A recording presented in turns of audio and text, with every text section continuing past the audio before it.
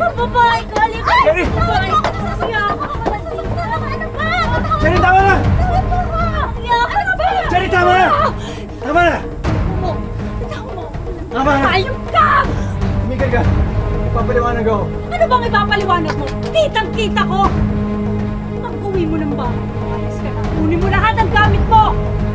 Ayaw na sa'yo, hindi sa akin ka tumira. Pabayaan mo yung asawa mo?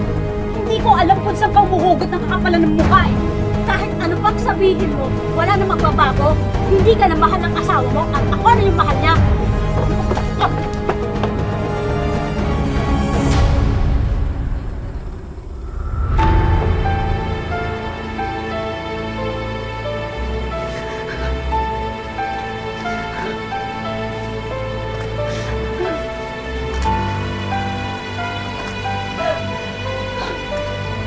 Cherry. Mahal.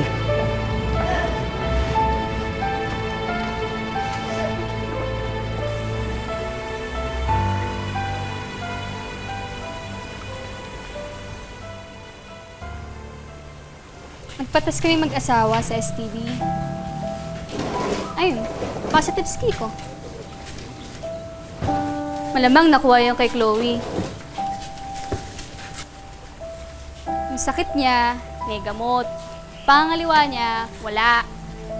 Kaya hinuwalayan ko siya. Eh, yung 5 nga naming anak ni Omar, hindi ko alam kung paano ko bubuhayin na mag-isa.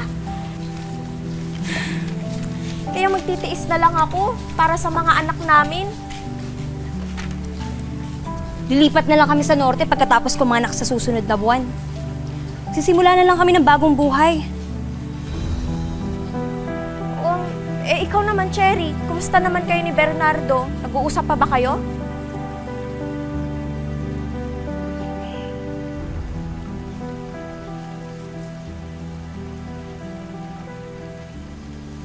Oh, anong ginagawa mo dito?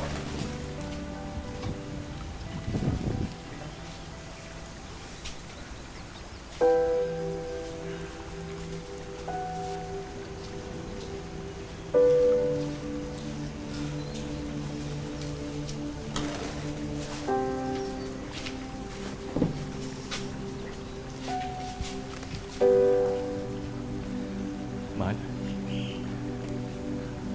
Kumusta ka na?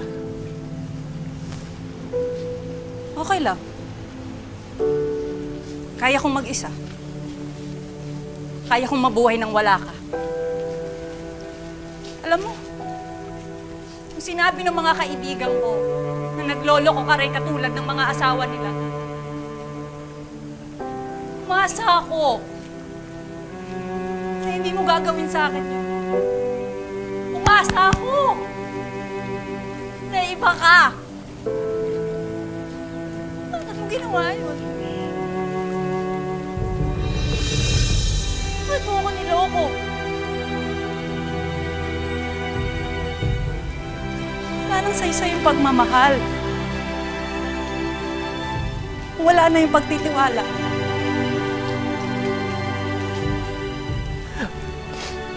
Mahal, patawarin mo ako. Sana mabigyan mo ako ng isa pang pagkakataon. Hindi pinapangako ko. Hindi na mauulit.